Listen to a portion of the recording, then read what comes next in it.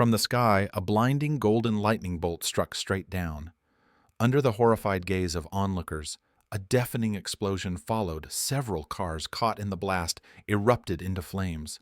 A second lightning strike hit a towering high-rise, causing even more devastation. Chaos spread across the city. People ran screaming for help as bolts of lightning continued to rain down mercilessly. Park Soo-ho, caught in the fleeing crowd, tried to stay calm.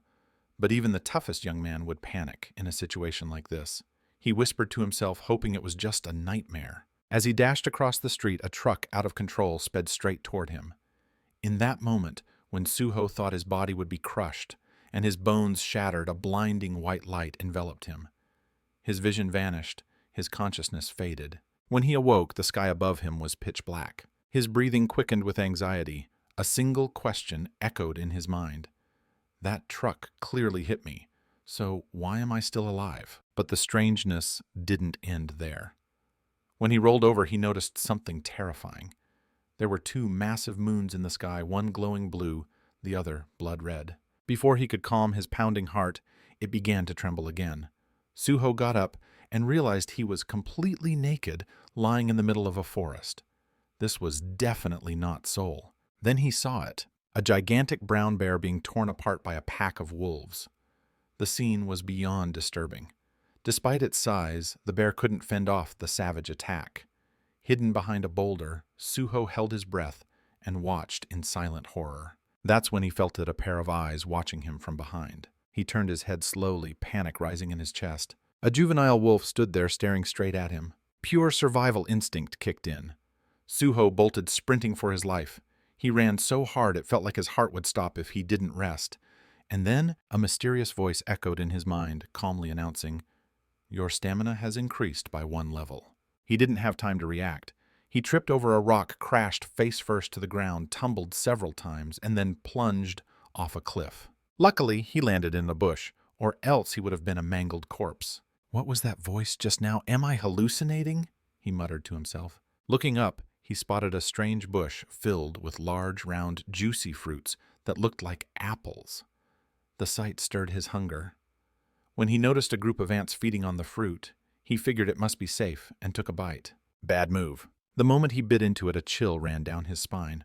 Something wasn't right. He looked up, and through the dense grass, he saw a pair of icy amber eyes fixed on him. Soo-ho almost bit his tongue from fear. The creature stepped forward, a massive snake, its body gliding silently through the underbrush. Before he could react, the snake lunged, mouth wide open, ready to devour him whole. He forgot how to breathe. But once again, he was saved at the last second. A gigantic toad appeared and bit down hard on the snake, dragging it into the nearby swamp. It all happened in just a few seconds. Soo-ho hadn't even swallowed his bite of fruit yet before he passed out from sheer shock. This world, it was insane. Or maybe he was going insane. Days passed like that. On the 67th day of being trapped in this strange world, Soo-ho woke up again, soaked in rain. The wolves were still after him, giving him no peace. Every day was a struggle for survival in this forest, teeming with danger. He knew he had to find somewhere safer. Time flew, a whole year went by. By then, Soo-ho had started accepting his reality. He became skilled at foraging and even got used to the strange voice that occasionally spoke in his head. Like today, while harvesting bananas, he heard it again. Muscle strength increased by 1 level. He had survived. He'd also grown used to being followed by a wolf. It seemed to be the same young wolf from the first day he arrived. But Soo-ho didn't pay it much attention. He was too busy trying not to die. As he ate a banana, a cold drop of liquid hit his back. Thinking it was rain, Soo-ho glanced up, only to curse loudly. That drop, it was saliva. Above him loomed a giant feral gorilla staring at him like a juicy snack. The creature roared and charged. Fortunately, Soo-ho had trained himself over the past year. His survival instincts were sharp. With a burst of agility, he swung from a vine, narrowly dodging the attack. The gorilla, however, wasn't so lucky. It stepped on a fragile branch which snapped under its weight, and it crashed down hard, right on top of the young white wolf that had been trailing Soo-ho. The little wolf was thrown aside, a sharp branch piercing its leg, blood flowing freely. But instead of fear, its eyes burned with fury as it glared at the gorilla. This seemed to enrage the beast even more. It changed targets, turning its full attention to the injured wolf. But just before it could strike, Suho leapt from above, landing on the gorilla's neck, and plunged a sharp stick into its eye. The gorilla let out an earth-shattering scream, grabbed Suho, and hurled him across the clearing. Park Suho's body slammed hard into the trunk of a tree. Blood began to stream down from his forehead. But unlike the usual male protagonists who never find a way home, Park Suho was in the end able to return to Seoul after braving countless dangers. A person returning from another world like Park Suho was practically unheard of. Because of this, he was immediately placed under medical supervision and psychological evaluation. During the therapy sessions, he shared every detail of his surreal experiences on that strange planet. When Suho recounted the moment he deliberately blinded the giant gorilla by stabbing it in the eye, the doctor paused, clearly surprised. "Why would you do that?" he asked. Park Suho gave a crooked, almost eerie smile. "Because I knew I couldn't keep running forever from the creatures fighting over territory," he said. "No matter where I am, I'll always end up being the one in control." Back in the memories of that terrifying world, after flinging Suho across the battlefield, the gorilla had regained the upper hand. Suho's body was drained of all strength. He could only lie there, blinking up at the beast charging toward him. Just when he had given up, the wolves appeared once more. Leading the pack was a white wolf, fierce and fearless.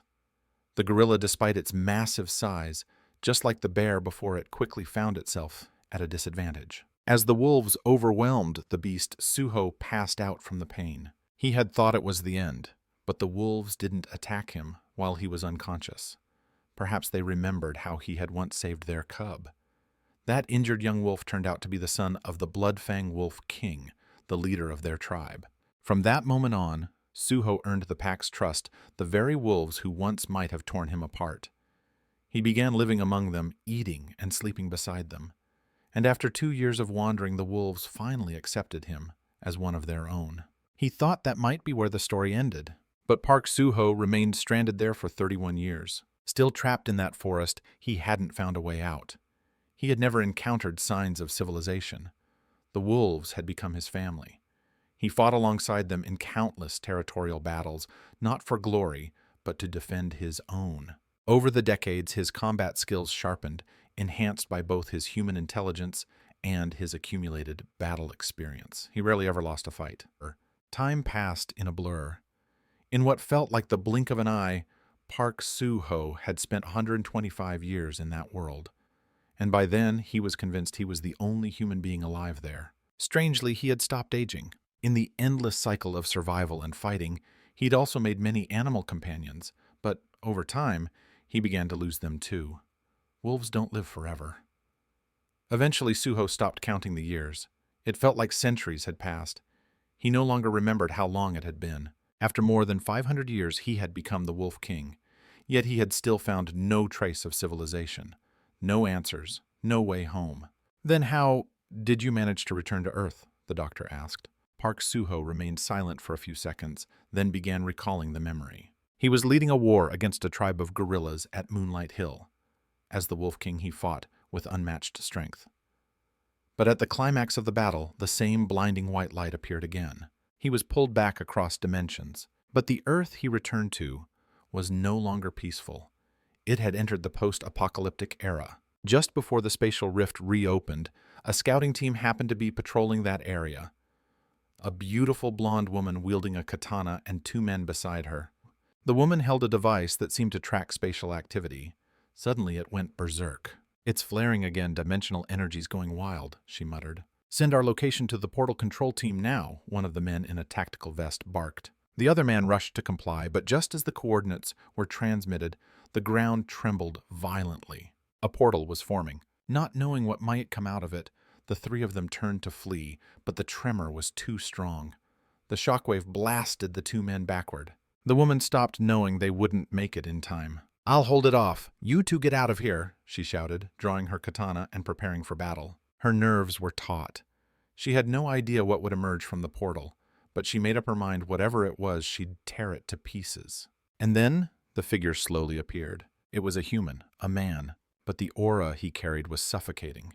Her arms trembled, her legs locked in place. Even though she hadn't seen Park Suho's abilities yet, just the way he growled and stumbled out of the rift sent a chill down her spine. She kept her hand on her sword's hilt, but her fingers were too frozen with fear to draw it. After a few moments, Park Suho collapsed from exhaustion, and the portal behind him closed instantly. The two male team members rushed back, stunned that the figure who emerged was a human.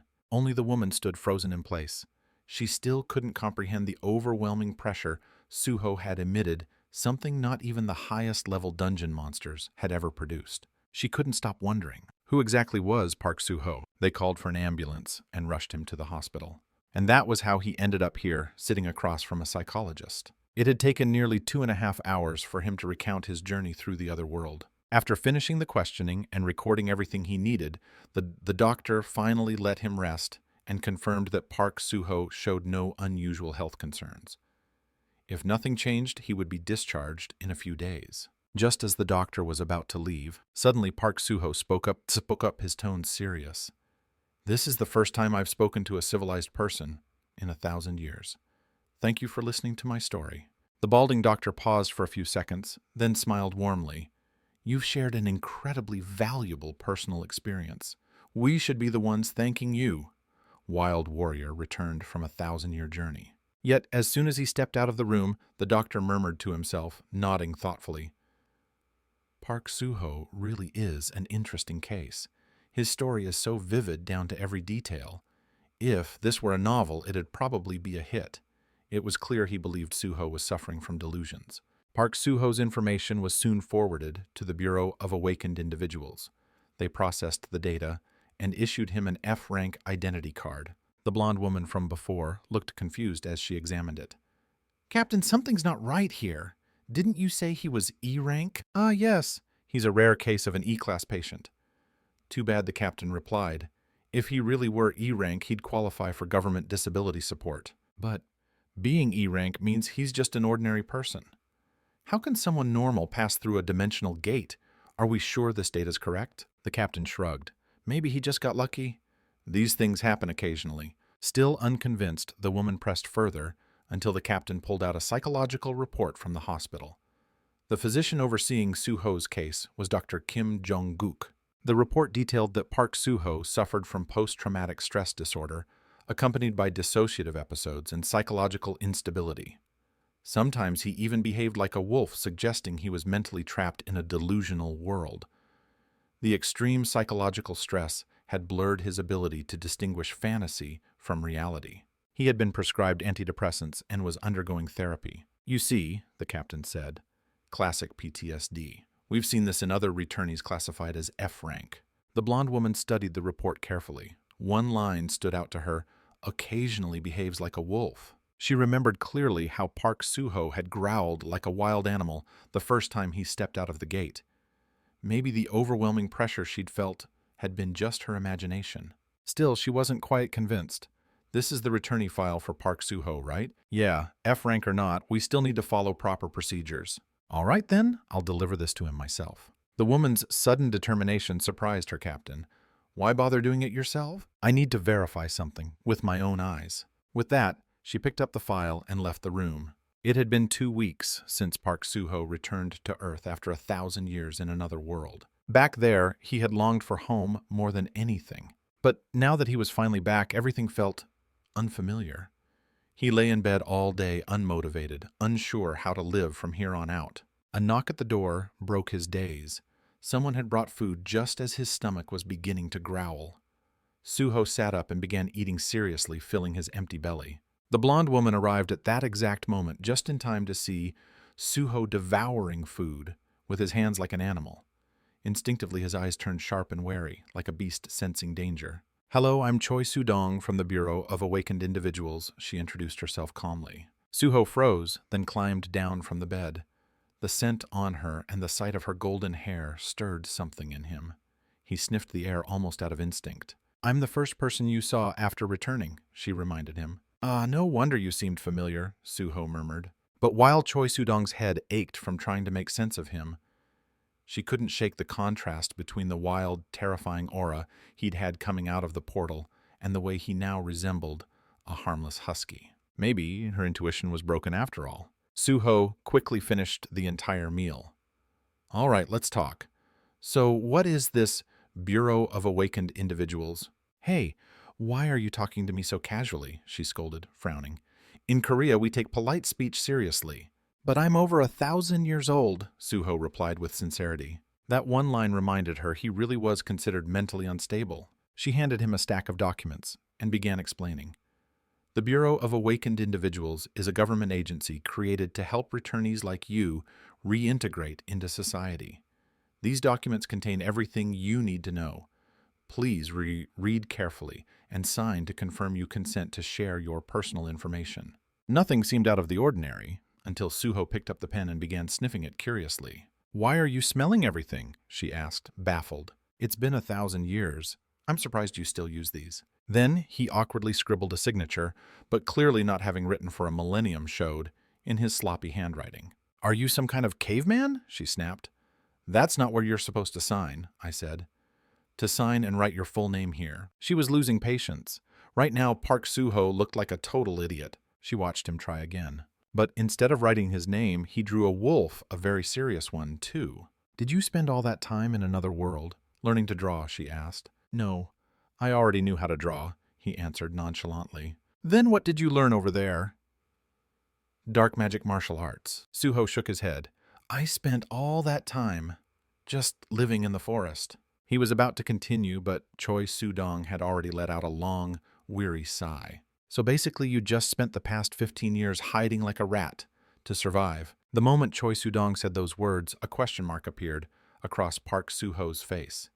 His expression turned sour. Hiding like a rat. He, the proud Wolf King, was being accused of that. Outrageous.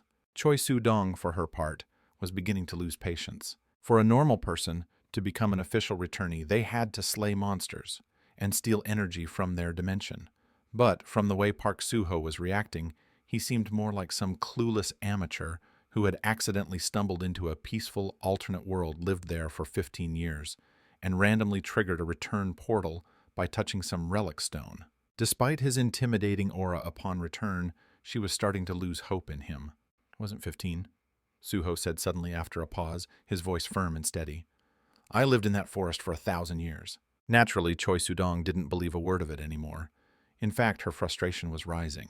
It wasn't 1,000 years, it was just 15. Please stop testing my patience. She pointed at the file in her hand, which clearly stated that Park Suho had disappeared in 2015 and returned in 2025 via a dimensional rift. He took the file and read it slowly. The information checked out. The revelation stunned him. Only 15 years. For someone who had lived through what felt like a millennium in another world, this was beyond shocking. Choi Soo-dong said nothing more. She simply handed him his official Awakener ID. This card will help you get part of your hospital fees covered, she explained. Read the packet thoroughly and sign when you're ready. She then turned to leave. When you're fully recovered, she added, go home to your family. That last sentence stuck with Park Suho long after she was gone. Family. God, I thought they'd been dead for centuries. In that forest world, he had long since abandoned hope. Even if he managed to return to Earth, he assumed his family and loved ones would have been long gone by then. Now that he was back, he had to face the unbearable truth. He'd lost his other family, the animals he'd lived beside for 1,000 years. Once again, he was alone. He stared at the document in front of him, wondering if he had simply imagined it all. If only 15 years had passed, was it all just in his head? He read slowly after all. 1,000 years had dulled his reading skills. According to the file, his father Park Jun-ho and his mother Kim Jung-suk had both died during a dungeon outbreak in 2015. But his younger brother, also named Park Jun-ho, was still alive. His heart exploded with emotion. Without hesitation, Park Suho burst out of his hospital room, ignoring the nurse's protests, and stormed into Dr. Kim Jong-guk's office. What's going on? Suho, the doctor asked. I need your help. My younger brother, he's still alive. I need to find him. Please discharge me. Dr. Kim shook his head. As your doctor, I don't believe you're ready to re-enter society. You should stay here and wait for your brother to come. But Suho's face suddenly darkened. I think you've misunderstood, doctor. I'm not asking for your permission. After a beat of silence, the doctor chuckled. Very well, I'll approve your discharge, but on one condition. They talked briefly, and after reaching an agreement, Park Suho was officially discharged. Dr. Kim even called a taxi for him and instructed the driver to take him home safely. The accompanying nurse was thoroughly confused. Why would Dr. Kim pay for Suho's hospital bills, buy him new clothes, and even cover his taxi fare, especially for an F-rank returnee that the Bureau usually ignored? And not to mention, Suho had been calling him Baldy without a hint of respect. "Why did I do it?" Dr. Kim responded when asked. "Maybe, I just want to hear more of that young man's story." The nurse was even more puzzled. Everyone else thought Park Suho's tale was just the delusion of a mentally ill patient. But Dr. Kim was intrigued. Back in his office, he reminded the nurse to call maintenance. His office doorknob had been bent almost beyond recognition. Most people wouldn't notice, but Dr. Kim had. He didn't believe a normal man could possess such physical strength. And as a doctor, that made Park Suho worth watching. Meanwhile, seated at the back of the taxi, Park Suho happened to catch a breaking news bulletin. At 3 p.m. today, the report said a monster breach occurred at an unfortified hunting ground near Hongxian, Gangwon province. Due to a miscalculated dungeon burst timer, the monsters escaped earlier than predicted. The Minister of Defense deployed ground and air forces immediately and brought the situation under control within 50 minutes. However, military casualties were severe. 2 tanks were destroyed, 12 soldiers and awakeners lost their lives. The next segment covered the SPF Championship, a brutal tournament featuring the world's top S-rank heroes. The current broadcast showed the 34th-ranked Michael Joseph, known as Russian Bear, battling the 48th-ranked Beyond Horizon. The winner would earn the right to challenge Hero, the reigning global champion, from Japan. Though still processing all the information, Park Suho listened closely. Dr. Kim had warned him that the world had changed drastically. Earth was no longer the same after the Great Catastrophe. It had become something entirely different. "If I were an awakener," the taxi driver suddenly said, "seeing Suho eavesdrop, I'd quit this lousy job and go hunting full-time." "There are hunting zones in Seoul?" Suho asked.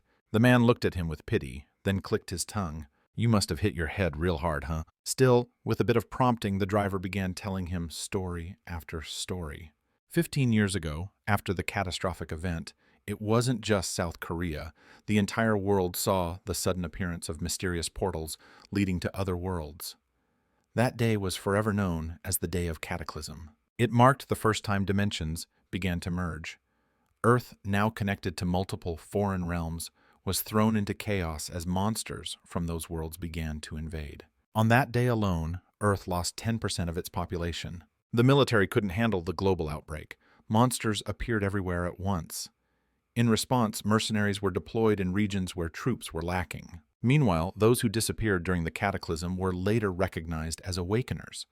They were issued mercenary licenses and given the right to hunt monsters. These awakeners began forming guilds and earned money by raiding dungeons or fighting in hunting zones. Listening to all this, Park Suho felt a mix of excitement and curiosity.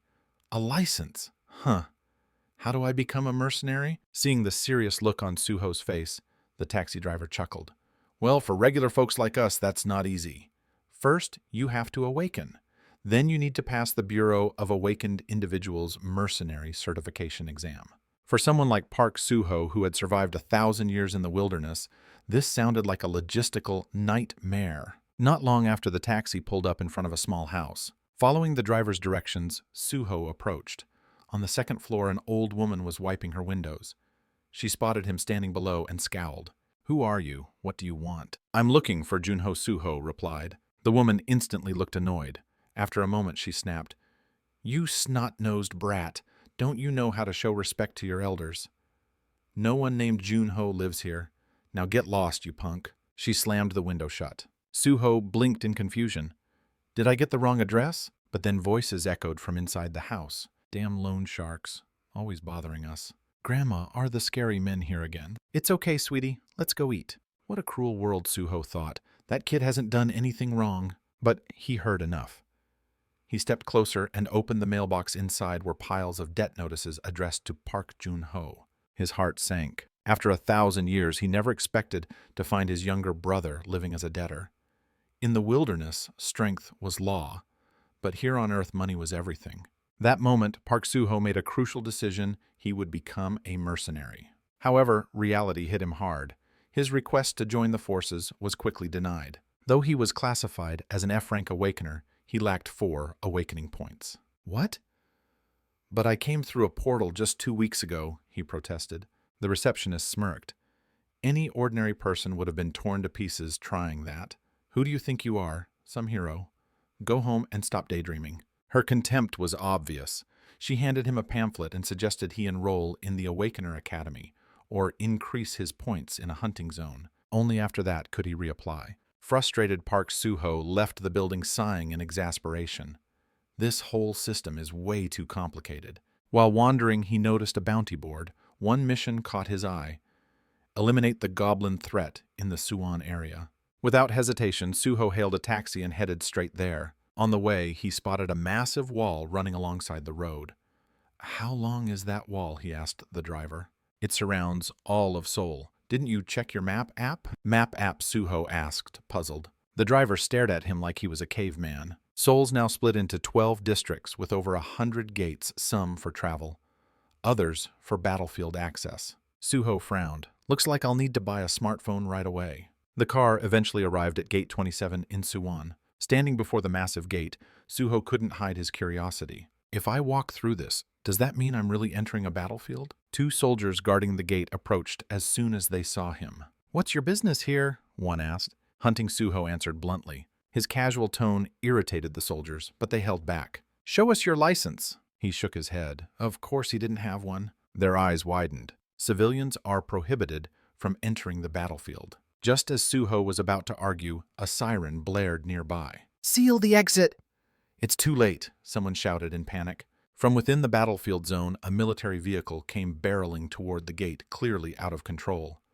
The driver was being attacked by a monster, causing the vehicle to crash wildly. Soldiers nearby sprang into action, calling for an emergency response team as they slowly approached the overturned vehicle. Inside, the monster had already finished its prey.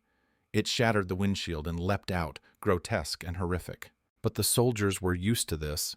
Their guns were ready. As soon as the monster emerged, they opened fire in a barrage of bullets. Moments later, the threat was neutralized. Only then did someone realize Park Soo-ho had vanished. Everyone assumed that Park Soo-ho had fled out of fear.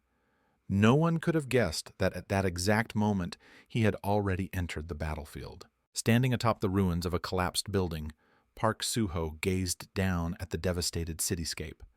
A nameless chill stirred in his chest. He never imagined the beautiful city he once knew, the soul of 1,000 years ago, would one day become a ruin like this. Dusk fell quickly, but darkness had long been an ally to Park Soo-ho. It was under its cloak that his senses sharpened the perfect time to hunt. With fluid ease, Soo-ho leapt from the building landing with precision and grace. He dashed forward, testing his movement, then launched into a powerful jump. His performance was far beyond human capability, but he still wasn't satisfied. His body felt strangely light, like he had been stripped of a portion of his strength. Could this be a side effect of returning to Earth, he wondered. It's like something's holding me back. Once again, perched high above, he used his acute sense of smell to scan for prey and soon locked onto a target. Without hesitation, he sprang down and sped through the streets, zeroing in on the source. He arrived to find a wounded white wolf surrounded by monsters wielding crude weapons. The wolf was bleeding heavily. From the shadows, Park Soo-ho emerged. The wolf's eyes locked onto his, pleading silently for help. Seeing it under attack, there was no way he could ignore it. All right, Soo-ho muttered. Let's make this bunch my first prey back on Earth. He struck from behind, but even if he hadn't taken them by surprise, these low-level monsters were no match for him. The feeling of battle of dominance was exhilarating. After he'd dispatched the group, a series of holographic windows popped up before him. Searching for your rank, a loading symbol spun for a few seconds, but then red text filled the screen. Error. System malfunction. Unable to evaluate. Annoyed, Park Soo-ho waved the floating screens away. Before he could rest, another group of monsters appeared, baring their sharp fangs and rushing him. But Soo-ho gave them no chance. Every punch he threw dropped an enemy instantly. It wasn't a battle, it was a game.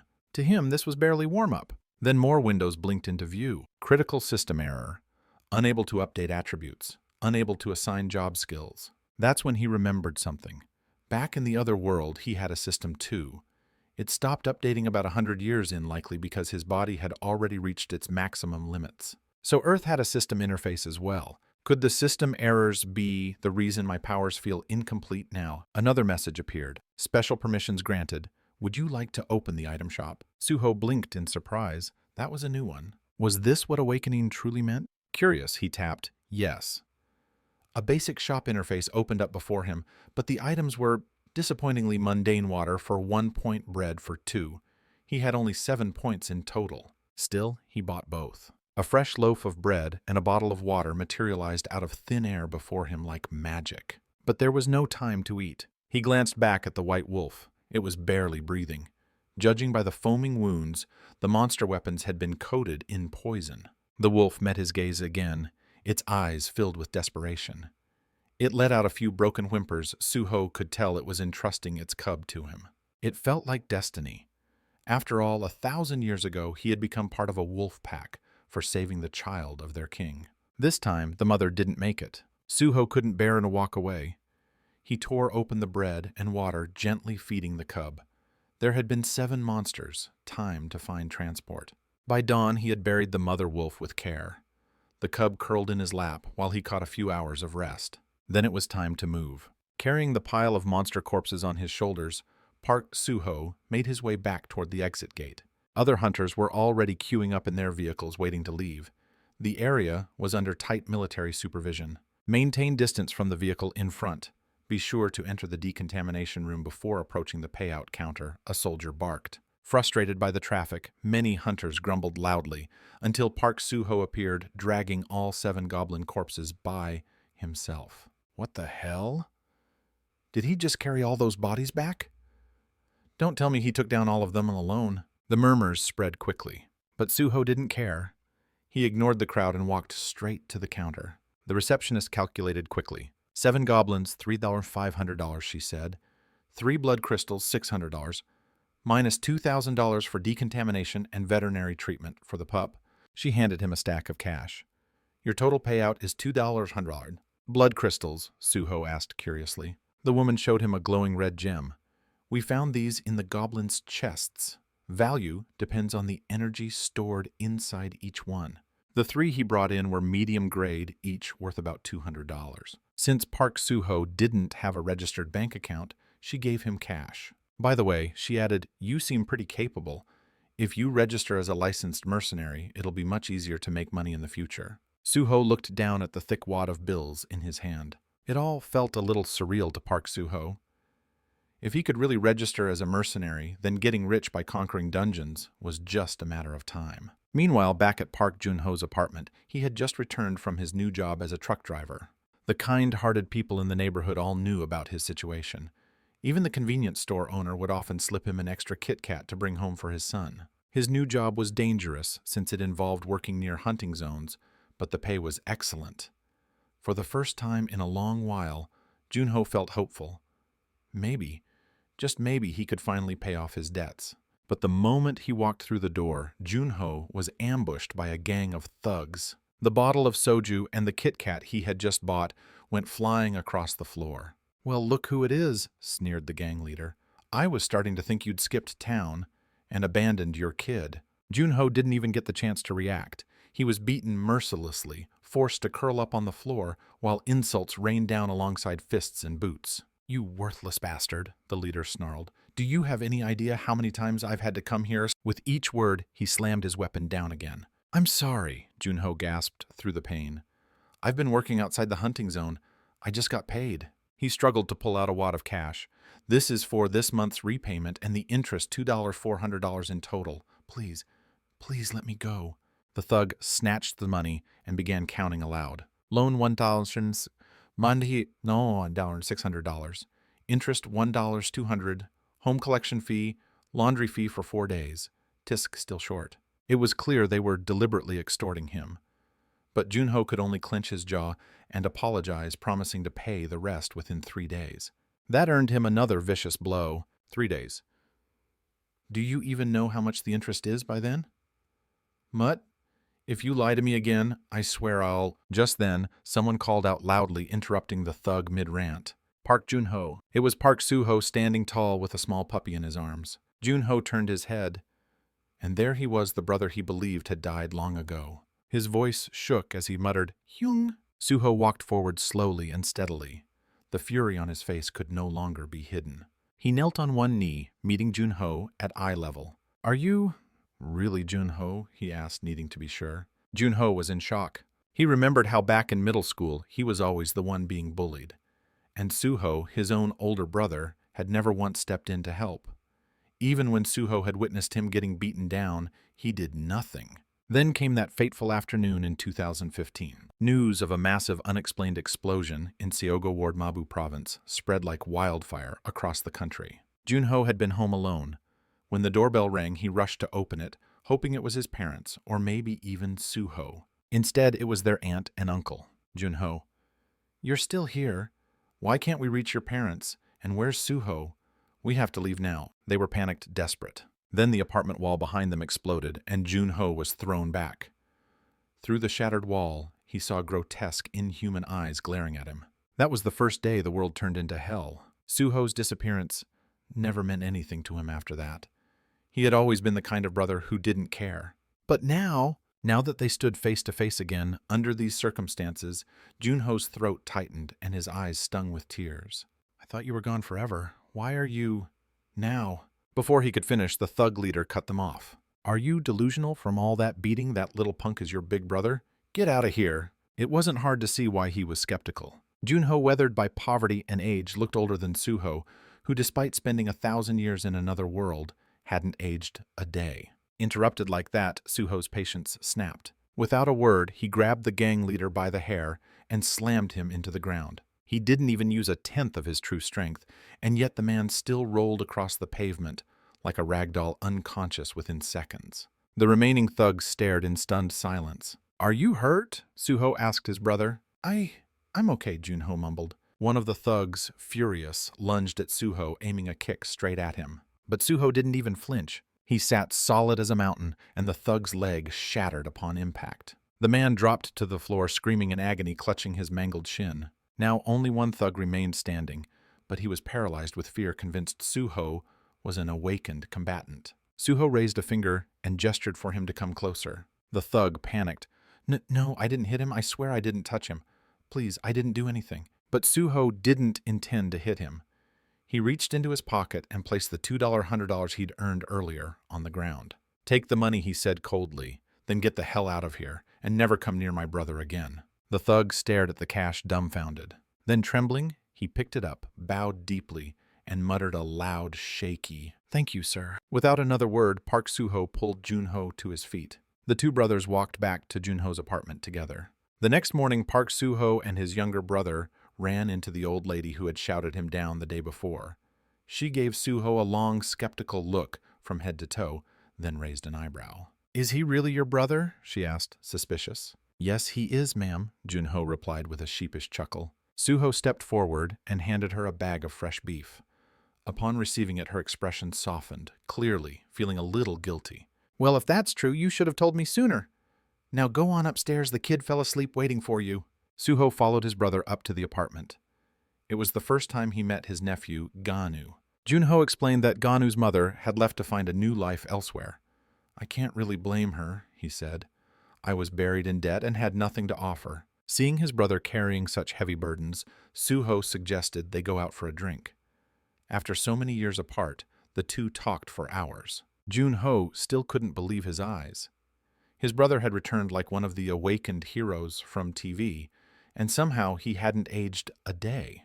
Meanwhile, Suho was only interested in one thing. "How much debt do you have?" "About 50,000 won," Junho said. "But I'm okay now. No matter what happens, I'll get through it." His voice was light, but Suho could tell life hadn't been easy for him. "What do you do now?" "I drive trucks. Long hauls. Not many people want to do it. It's risky near the hunting zones, but the pay's decent." Junho added that the truck he used belonged to his landlady's late son. After the tragedy, she'd begun treating Junho and Ganu like her own family. Though she acted gruff, she was someone Junho truly owed his life to. Just then, Ganu woke up, nudged awake by the wolf pup licking his face. The boy peeked outside, saw his father, and sprinted out, lifting the pup in one hand. "Dad." He then glanced at Suho with wide, curious eyes. "Who's that?" "That's your uncle," Junho said. "Say hi." Ganu shyly greeted his surprisingly young-looking uncle, then asked, if he could play with the pup. Suho, of course, agreed. Watching his son laugh and play Junho's heart was full. He's always wanted a dog, he said. Suho smiled, but kept the truth to himself. The dog was actually a young wolf. Then he got down to business. He suggested they team up to make money. Suho would hunt monsters, and Junho, an expert driver, would handle cleanup and transport using the truck. The next day, Suho returned to the Bureau of Awakened Individuals. The same receptionist who had mocked him earlier was now wide-eyed with surprise. Park Suho was now officially registered as an F-Rank Awakener. With his new ID, he could open a bank account and begin official transactions. They even gave him a brand new smartphone as a registration gift for new mercenaries. Perfect, Suho said. This is exactly what I needed. The staff explained he would receive updates about hunter exams and hunt assignments through the Bureau's app. Once he gathered enough resources and ranked up to E, he'd earn better pay and additional perks. Oh, right. Do you know how to access your status window? The staffer asked. We're still fixing some bugs in the system lately. Suho tried opening his status screen, but the moment it appeared, he felt a bit disheartened. His stats had dropped significantly. It looked like he'd have to start grinding all over again. After leaving the bureau, Suho called Junho. His brother, still driving, saw the new number and immediately guessed that Suho had officially registered. They made a plan. After Junho delivered his final load, they would go monster hunting together. But Junho was clearly worried. His brother was still only F-Rank after all.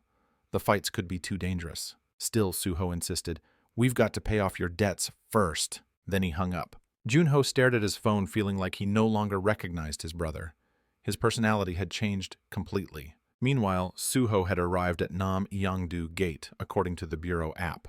As he approached, a vehicle was already parked nearby, carrying 3 young rookie awakeners, all looking extremely nervous. This mission was their test to officially join the Godzilla Guild. 2 senior guild members sat in the front, responsible for supervising the rookies. The man in the passenger seat, grumpy and sour-faced, was clearly irritated by the flow of people entering the gate. These damn freeloaders. No power, no talent, just here chasing bounties like beggars. And they dare show up at my battlefield, he thought, seething with superiority. By then, Suho had stepped up to register. The soldier at the checkpoint glanced at him alone with F-Rank classification and no visible gear. You do know there's a hunter limit per zone, right? The soldier asked. And stay out of the dungeon area. Got it. Suho simply nodded and walked in. The gate guards exchanged another look. Even with the rumors about him soloing 7 goblins at Gate 27 yesterday, they still thought this guy was crazy. Meanwhile, the arrogant guild officer in the vehicle spotted him too and scoffed. This guy? No armor, no weapons, no team. He's not here to hunt. He's here to die. Curious, he leaned toward the driver, Han Sangjin, and gave an order. Speed up. Catch up to that guy. Han hit the gas, the car surging forward. But then something strange happened. Just a moment ago, Suho had been walking slowly up ahead. Now he was gone, vanished at the far end of the tunnel. Han Sangjin even leaned his head out the window, scanning the area in disbelief. Han Sangjin looked around frantically, but there was no sign of Park Suho anywhere. The tunnel was empty, not a shadow in sight. Meanwhile, the smug old man in the passenger seat of the Godzilla Guild truck cracked a crooked smile. He had a gut feeling they were about to catch something big. But they didn't catch Suho, not because he was hiding, but because he had taken off, running, testing his physical limits, after sprinting until his heart felt like it would burst. Suho finally slowed to a halt, panting hard. Yeah, definitely lost some stamina. Guess I've got a lot of work to do. As he caught his breath, the sound of clashing blades reached his ears, followed by an explosion of colorful swearing that could shame any back-alley brawler. You bastard, you in a rush to die or what? Suho perked up, eyes lighting with interest. A fight between awakened. He couldn't resist. He climbed to higher ground for a better view. Below 3. Awakened in blue uniforms were being surrounded by 9 attackers in brown coats. One of the brown-coated men had already lost an arm. The 3 defenders held a tight formation, clearly at a disadvantage. Suddenly, a green SUV pulled up nearby. Out stepped a tall man, though his face remained hidden. His voice, however, echoed loud and clear. I bring you guys along, and this is what I get. You can't even handle these clowns. The 3 embattled awakened, froze in fear. It was Choi Gusik, a notorious bandit with a 4001 bounty on his head. Suho, unimpressed, was about to walk away, but then he heard that number. 4001. He stopped in his tracks. So it really was Choi Gusik. The three defenders immediately tensed up. "Hey, who the hell gave you permission to say our boss's name like that?" one of Choi's men barked. Then Choi himself stepped forward, grinning like a cartoon villain. "Yeah, that's me, Choi Gusik, worth 4,001. Come and catch me if you dare." The blue-clad defenders were already shaken. Now, with Choi's presence, their morale crumbled even further. Still, they refused to give up their hard-earned spoils. Sensing their hesitation, Choi lunged forward to strike the first blow. But just then, Park Soo-ho dropped from above, landing squarely between Choi and the three awakened. Both sides froze at the sudden appearance of this random newcomer. "Who the hell are you?" Choi frowned, tilting his head mockingly. "Where'd this nutcase come from?" "You said you're worth 4,001, Soo-ho asked casually. "What's it to you?" Choi sneered. "I want the money," Soo-ho replied firmly. Choi's lackeys burst out laughing. This guy was alone, unarmed, and acting cocky in front of Choi Gusik. Today must be his funeral. Choi chuckled, too clearly entertained. "Let me guess. You're not with the Bureau, are you? You'd best stay out of my way." "Too late," Soo-ho muttered. Suddenly his body went rigid. His face stayed calm, but inwardly he panicked. "What the hell?" Choi stepped forward confidently, closing the distance. "You looked into my eyes for over 5 seconds," he grinned. "Now you're paralyzed." He didn't even bother fighting. Boys handle him. The goons charged with raised swords, only to stop dead in their tracks. Because Soo-ho moved. Not only did he break the paralysis, he punched Choi Gusik straight in the face. The blow wasn't fatal, but it was enough to stun everyone watching. Even Choi stumbled back, shocked. "Was that magic?" he asked, bewildered. Soo-ho laughed. "Not bad. That was actually kind of fun." Then he threw another punch. Choi flinched. This guy clearly wasn't someone to mess with. He tried using the same paralyzing spell again. Soo-ho froze briefly. Choi smirked and reached for the dagger at his hip. But before he could draw it halfway, he took Soo-ho's knee to the jaw. Blood gushed from his nose. "That paralysis trick is all you've got," Soo-ho scoffed. Choi, eyes swelling shut, still tried to utter his chant one more time. "Foe!" But before he could finish saying NG, and Soo-ho's fist cut him off. One hit, two, a flurry of strikes followed. Though Choi Gusik was taller, broader, and officially ranked higher, he couldn't land a single blow. All he could do was absorb the beating, staggering backward.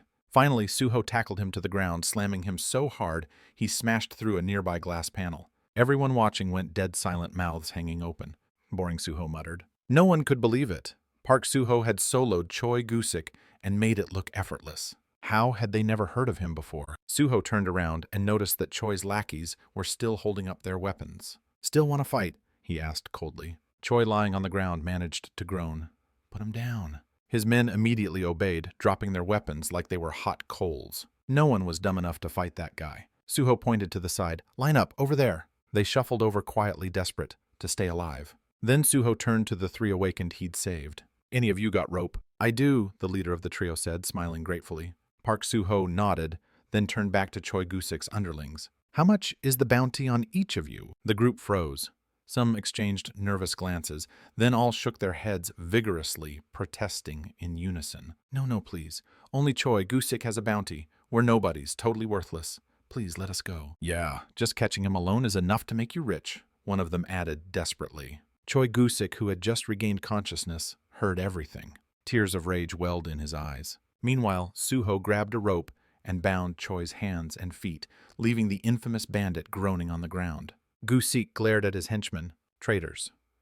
After everything I gave you, how dare you? You ate well, you lived well, and this is how you repay me." Hearing his voice, Soo-ho glanced over his shoulder. "Oh, you're still conscious." That sent a wave of panic through the henchmen. They feared that their new boss might turn on them if irritated, so they quickly flipped the script and began hurling insults at their former leader.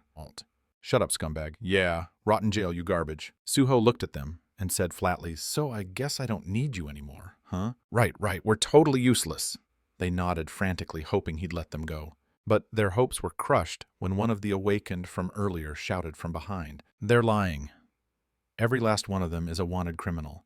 If you turn them in, you'll get bounty rewards for the whole lot." Soo-ho raised an eyebrow. Is that so? That one syllable alone made all of them shiver. Then, from where he was tied up, Choi Gusik suddenly spoke up, trying one last time to sway Soo-ho. "Hey, you. Don't you feel suffocated by all these rules? This city is nothing but a cage. But this is a land of freedom. Let me go, and I'll help you live like a king." It was an alluring offer. Suho responded by kicking him square in the face. A shoe print appeared on Gusik's cheek as he collapsed unconscious once again. Shut up already. Back to business. Once it was confirmed that the rest of Gusik's crew were indeed fugitives, Suho decided to haul them all in. But there were too many of them. How am I supposed to transport this mess, he muttered. You can use our truck, one of the awakened offered. Oh, you have a truck. Problem solved. Suho knocked out every last thug, bound them tightly, and loaded them onto the back of the truck belonging to the 3 young awakened. On the way back, the trio wouldn't stop thanking him, even though Suho's help came with his own motives. Still, he had saved their lives. My life belongs to you now, man, one of them gushed from the back seat. Don't be so dramatic, Suho muttered, reclining against the window and pretending to nap. But the driver struck up conversation again. What's your ability, by the way? He asked. Then, without waiting for a reply, he started explaining his own skills, swordsmanship, tracking, and exploration. Swordsmanship was my awakening skill, he said.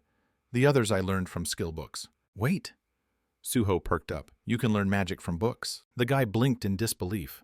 A powerhouse like this didn't even know about skill books. Meanwhile, Suho's thoughts drifted back to Choi Gusik's paralysis spell. Yeah. Living in a society full of awakened warriors was very different from surviving in a jungle of beasts. He'd have to start learning some real skills beyond brute strength. As the truck continued, a glowing wall came into view. That's a gate, right? Suho asked. Oh yeah, that's a dungeon. Level 1, it's the hunting zone for low-rank hunters like us. Too bad, Suho sighed. If I had a hunter license, I'd love to try it out. The driver's eyes went wide. Wait, you don't have a hunter license? Suho lazily nodded. The driver's brows furrowed in disbelief. When those gates open, the military clears out the high-threat monsters.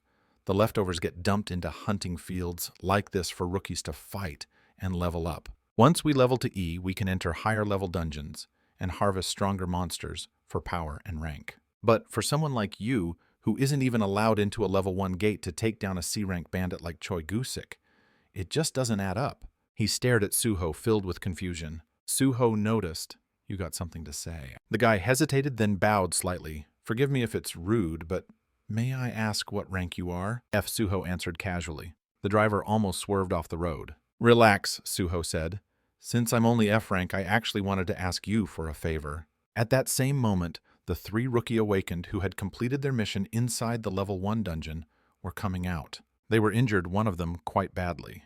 Han Sang-jin and the grumpy old officer followed behind the latter, looking very displeased. This is exactly why certifications are too easy to get these days, the old officer muttered. We need to crack down. Start with the damn interview committee that approved this garbage. Captain, calm down. Han Sang-jin tried to soothe him. You know how the guild is these days.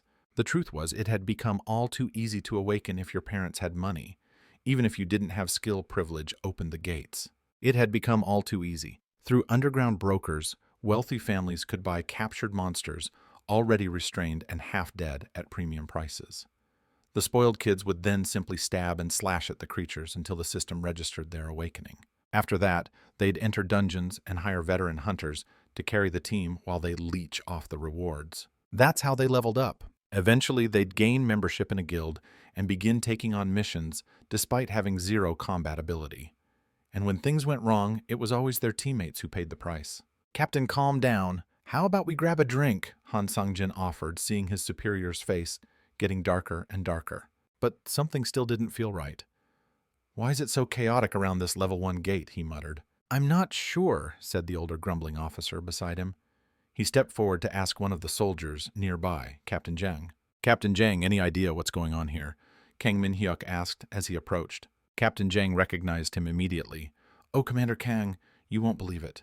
Just now, an awakened took down 10 bandits, including the C-rank criminal Choi Gusik. Min-hyuk's expression changed instantly. Choi Gusik. Are you saying a high-rank awakened came through here? Captain Jang shook his head emphatically. No, sir. Just some nobody. F-rank. Doesn't even have a hunting license yet. How the hell did he manage that? I don't know, sir. Witnesses say he just beat them all down. Choi Gusik came out with a broken nose, shattered cheekbones, 4 fractured ribs. Total wreck. Hearing that, Kang Min-hyuk's eyes widened. He immediately thought of the young man he'd seen earlier entering the gate without a single weapon. Where is he now? He demanded. He went into the gate 24, I believe. Min-hyuk turned on his heel and bolted toward the trucks, shouting, "Emergency, emergency." Everyone looked around, confused. "Get me the status on Gate 24 now," he barked. Back inside the dungeon park, Suho and another awakened had just entered. Suho looked around, clearly surprised. "Whoa, it doesn't hurt, and my clothes are still intact." The awakened beside him chuckled. "That's thanks to your outfit being made from multi-energy fabric. Without it, you couldn't pass through." "It looks normal," Suho said. "Don't be fooled. That thing's worth over 2 million to 1. Suho blinked, but then something caught his attention. He glanced back. "What's that?" he asked. "Oh, that we call it the gate door. It connects to one of the 108 dungeons. Ours leads to dungeon num 24. But just as he said that, the door exploded and vanished into thin air. "Wait, what?" "It disappeared," Suho exclaimed. "Yeah," the guy replied. "It only reopens once we clear the dungeon." "Clear it? Like kill all the monsters?" "Nope, just take down the boss." That made sense. Suho began stretching his arms. "Got it. I'll be right back. You wait here." "Wait, what do you mean, wait here?" But before he could finish, Suho's foot pushed off the ground. In the blink of an eye, he vanished, leaving only dust in his wake. The other guy stood frozen, speechless. What the hell just happened? Was that guy really Banara? No, he shook the thought away. But then again, if he could defeat Choi Gusik, maybe he really could finish the dungeon alone. Then another thought struck him. But he doesn't have an exploration skill. If Suho couldn't find the gate door again before time ran out. "Oh, God," he gasped. "We'll be sealed inside and wiped out with the dungeon." He bolted off to find Suho. Meanwhile, outside the gate, the soldier monitoring the system suddenly stood up. "Sir." The door to Gate 24 just closed. What Kang Min-hyuk growled. "Damn it." Back inside Dungeon 24, a dense forest blanketed in a thick purple fog. Twisted creatures with razor-sharp claws slithered between the trees.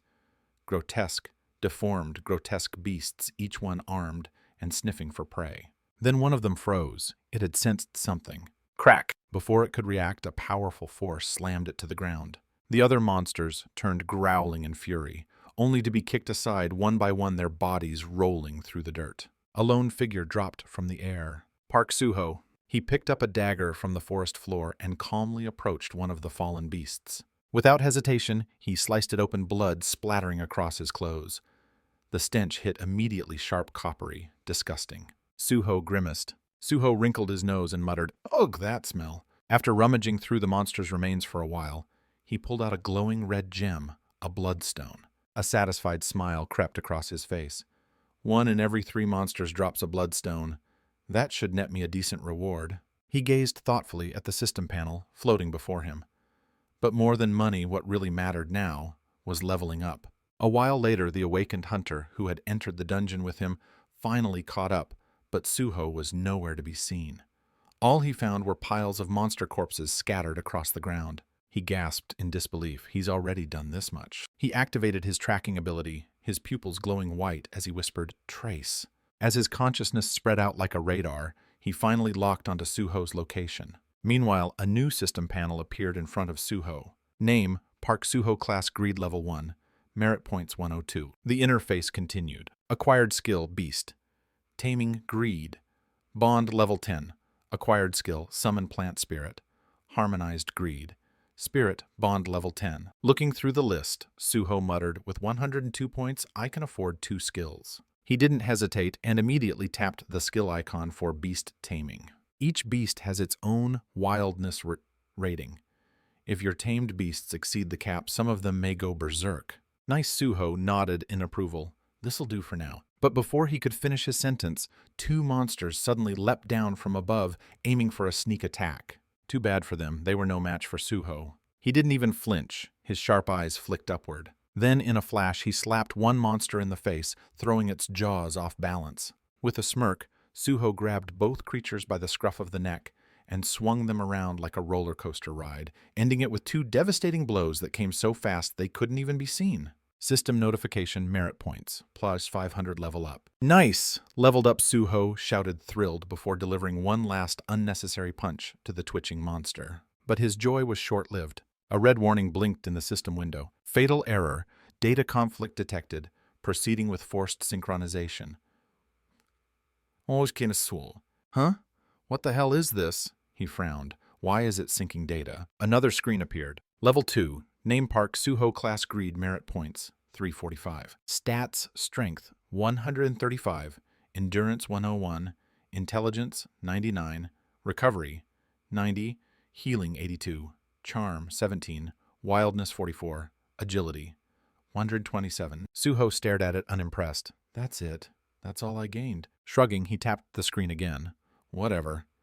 Let's spend another 100 points to unlock Summon Plant Spirit. Skill acquired, Summon Plant Spirit, Harmonized Greed, Spirit Bond.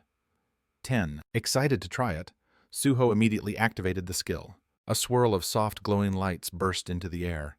At the center, a small orb formed, and from it emerged a tiny winged girl, a plant spirit.